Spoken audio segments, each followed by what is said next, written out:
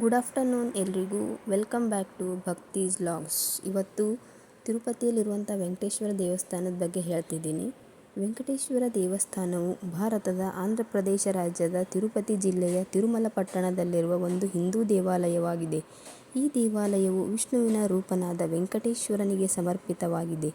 ಅವನು ಕಲಿಯುಗದ ಪರೀಕ್ಷೆಗಳು ಮತ್ತು ತೊಂದರೆಗಳಿಂದ ಮಾನವ ಕುಲವನ್ನು ರಕ್ಷಿಸಲು ಭೂಮಿಯ ಮೇಲೆ ಕಾಣಿಸಿಕೊಂಡನು ಎಂದು ನಂಬಲಾಗಿದೆ. ಆದ್ದರಿಂದ ಈ ಸ್ಥಳವು ಕಲಿಯುಗ ವೈಕುಂಠ ಎಂಬ ಹೆಸರನ್ನು ಪಡೆದುಕೊಂಡಿದೆ ಮತ್ತು ಇಲ್ಲಿನ ಭಗವಂತನನ್ನು ಕಲಿಯುಗದ ಪ್ರತ್ಯಕ್ಷ ದೈವ ಎಂದು ಕರೆಯಲಾಗುತ್ತದೆ. ಈ ದೇವಸ್ಥಾನವನ್ನು ತಿರುಮಲ ದೇವಸ್ಥಾನ, ತಿರುಪತಿ ದೇವಸ್ಥಾನ ಮತ್ತು ತಿರುಪತಿ ಬಾಲಾಜಿ ದೇವಸ್ಥಾನದಂತಹ ಹೆಸರುಗಳಿಂದ ಕರೆಯಲಾಗುತ್ತದೆ. ವೆಂಕಟೇಶ್ವರನನ್ನು ಇತರ ಹಲವು ಹೆಸರುಗಳಿಂದ ಕರೆಯಲಾಗುತ್ತದೆ. ಬಾಲಾಜಿ, ಗೋವಿಂದ, ಶ್ರೀನಿವಾಸ ಎಂದು ಕರೆಯಲಾಗುತ್ತದೆ. ಆಂಧ್ರ ಪ್ರದೇಶ ಸರ್ಕಾರದ ನಿಯಂತ್ರಣದಲ್ಲಿರುವ ತಿರುಮಲ ತಿರುಪತಿ ದೇವಸ್ಥಾನಂ ಈ ದೇವಾಲಯವನ್ನು ನಡೆಸುತ್ತಿದೆ. ಟಿಟಿಡಿಯ ಮುಖ್ಯಸ್ಥರನ್ನು ಆಂಧ್ರ ಪ್ರದೇಶದ ಸರ್ಕಾರವು ನೇಮಿಸುತ್ತದೆ. ಈ ದೇಗುಲದಿಂದ ಬರುವ ಆದಾಯವನ್ನು ಆಂಧ್ರ ಪ್ರದೇಶ ಸರ್ಕಾರವು ಬಳಸುತ್ತದೆ.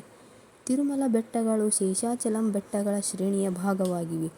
ಈ ಬೆಟ್ಟಗಳು 7 ಶಿಖರಗಳನ್ನು ಒಳಗೊಂಡಿದ್ದು ಆದಿಶೇಷನ 7 ತಲೆಗಳನ್ನು ಪ್ರತಿನಿಧಿಸುತ್ತದೆ. ಈ ದೇವಾಲಯವು ವೆಂಕಟಾದ್ರಿ 7ನೇ ಶಿಖರದಲ್ಲಿದೆ. ಇದು ಶ್ರೀ ಸ್ವಾಮಿ ಪುಷ್ಕರಣಿ ಎಂಬ ಪವಿತ್ರ ನೀರಿನ ಕಲ್ಯಾಣಿಯ ದಕ್ಷಿಣ ದಂಡೆಯಲ್ಲಿದೆ.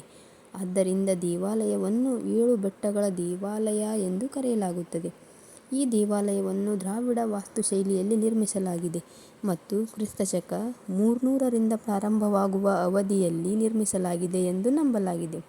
ಗರ್ಭಗೃಹವನ್ನು ಆನಂದ ನಿಲಯ ಎಂದು ಕರೆಯಲಾಗುತ್ತದೆ. ಪ್ರಧಾನ ದೇವತೆಯಾದ ವೆಂಕಟೇಶ್ವರನು ನಿಂತಿರುವ ಭಂಗಿಯಲ್ಲಿದ್ದಾನೆ ಮತ್ತು ಗರ್ಭಗೃಹದಲ್ಲಿ ಪೂರ್ವಕ್ಕೆ ಮುಖ ಮಾಡಿದ್ದಾನೆ. ದೇವಾಲಯವು ಪೂಜೆಯ ವೈಖಾನಸ ಆಗಮ ಸಂಪ್ರದಾಯವನ್ನು ಅನುಸರಿಸುತ್ತದೆ. ಈ ದೇವಾಲಯವು 8 ವಿಷ್ಣು ಸ್ವಯಂಭೂ ಕ್ಷೇತ್ರಗಳಲ್ಲಿ ಒಂದಾಗಿದೆ ಮತ್ತು 75ನೇ ದಿವ್ಯ ದೇಶವೆಂದು ಪಟ್ಟಿ ಮಾಡಲಾಗಿದೆ. ಯಾತ್ರಿಕರ ದಟ್ಟಣೆಯನ್ನು ನಿರ್ವಹಿಸಲು 2 ಆಧುನಿಕ ಸಂಕೀರ್ಣ ಕಟ್ಟಡಗಳು, ಯಾತ್ರಾರ್ಥಿಗಳಿಗೆ ಉಚಿತ ಊಟಕ್ಕಾಗಿ ತಾರಿಗೊಂಡ ವೆಂಗಮಾಂಬ ಅನ್ನಪ್ರಸಾದಂ ಸಂಕೀರ್ಣ, ಕೇಶಮುಂಡನ ಕಟ್ಟಡಗಳು ಮತ್ತು ಹಲವಾರು ಯಾತ್ರಿ ವಸತಿ ನಿಲಯಗಳಿವೆ. ಸ್ವೀಕರಿಸಿದ ದೇಣಿಗೆ ಮತ್ತು ಸಂಪತ್ತಿನ ದೃಷ್ಟಿಯಿಂದ ಇದು ವಿಶ್ವದ ಅತ್ಯಂತ ಶ್ರೀಮಂತ ದೇವಾಲಯಗಳಲ್ಲಿ ಒಂದಾಗಿದೆ. ತಿರುಮಲದಲ್ಲಿ ಭಗವಂತ ಕಾಣಿಸಿಕೊಂಡಿದ್ದಕ್ಕೆ ಸಂಬಂಧಿಸಿದ ಹಲವಾರು ದಂತಕಥೆಗಳಿವೆ. ಒಂದು ದಂತಕಥೆಯ ಪ್ರಕಾರ ದೇವಾಲಯವು ವೆಂಕಟೇಶ್ವರನ ಮೂರ್ತಿಯನ್ನು ಹೊಂದಿದೆ. ಇದು ಪ್ರಸ್ತುತ ಕಲಿಯುಗದ ಸಂಪೂರ್ಣ ಅವಧಿಯವರೆಗೆ ಇಲ್ಲಿಯೇ